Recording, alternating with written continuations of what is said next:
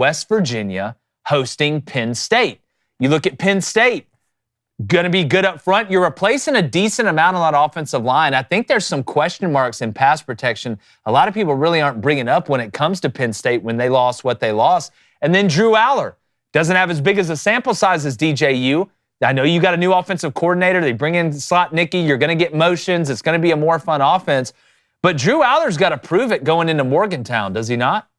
Oh, 100%. But I also, we can talk about the context too. He didn't have anyone to throw the ball to last year either. Like he didn't have a clear go-getter at wide receiver one. And what I'll give him credit for is that guy made very few mistakes, never gave the ball to the other team. So the context of that shows a guy that knew maybe when to push the issue and when not. And I think you look at the team as a whole last year, Drew Aller said, man, our defense is so good. The only thing I could do is lose some games. But then you go to the Penn State, or then you go to the Michigan game, then you go to the Ohio State game, and you say, man, this is when you need to, be at your best.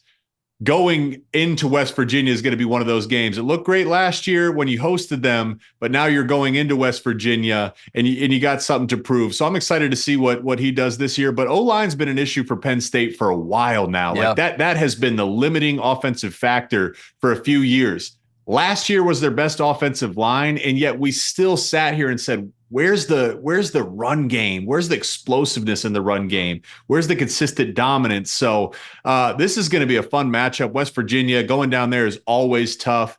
They're coming off a strong end to their season and really looking forward to kind of playing spoiler. For some reason, it seems like it's a consensus pick. I understand Ohio State and Oregon as 1 and 2 in the conference. I totally get it. But it seems as the consensus pick is that Penn State was voted at Big Ten Media Days ahead of Michigan right now. And I look at it with 2 new coordinators. I look at some of the pieces they're having to replace. I'm not so sure. And I'm excited again in this matchup to learn a lot about Penn State.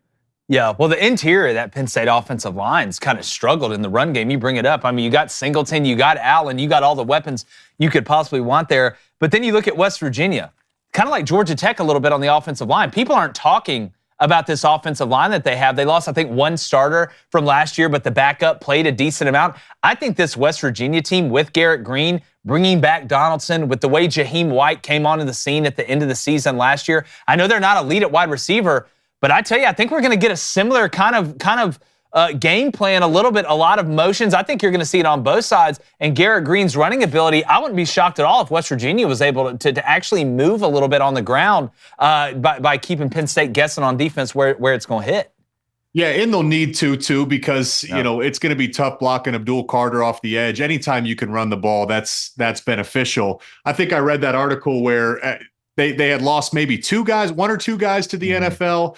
But of their 7 guys that got playing time last year, they returned 5 with at least starting experience.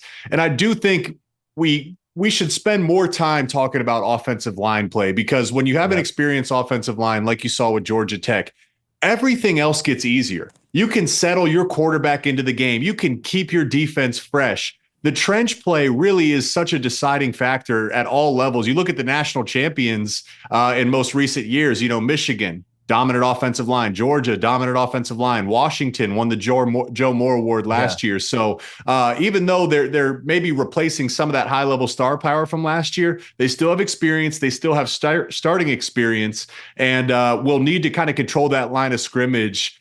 It's a helpless feeling, not just for your defense, but for your offense as well. If you're sitting there saying, man, when's our defense going to get off the field? If West Virginia wants to win this game, I think it's going to start up front with the trenches, to your point. 100%. And right now, boys, plus 8.5 West Virginia. Give it to me right now. Give it to me right now. Started at 10.5. That's right. We were talking about it when it was at 10.5. Plus 260 on the money line. And over under right now 51. I'm close on the money line. I got West Virginia at 10.5. I still love them at 8.5. And I don't think they forgot Penn State scored that last touchdown in garbage time last year. I don't think they forgot that. Is this more you guys are high on West Virginia, or are you just uncertain about Penn State at this point? Both. I'm a little more bullish on Penn State than they are, but we like West Virginia, and this is one of those games that's always fun to see in the first week of the season. It is. If this game was being played week 5, I would probably lean Penn State, even with the 8.5. But coming off the way last year ended for West Virginia with all the momentum they got, and again, My wife lost a 12-team parlay because Penn State decided to run that last one in instead of taking a knee. I don't think West Virginia's forgotten that. But there's something about the combination of wily quarterback that can run, Garrett Green, returning offensive line with 2 running backs, one that I feel really good about in pass protection.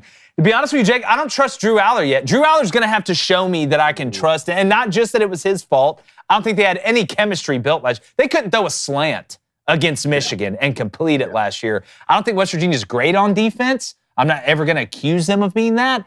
But I feel like Drew Aller, this could be one where it gets so nuts, he may throw one that flies over a safety, picks it off over the middle. Don't let West Virginia be in it halfway through the third quarter. That's all I'm saying. I've got Penn State in the college football playoff. We'll see if that decision comes back to. I got him too. Oh, yeah, that is right. Hey, YouTube, we're 1,000 away from 150K subs. Make sure you hit that subscribe button. We really appreciate it. I think we're going to get there before kickoff, but I don't want to assume.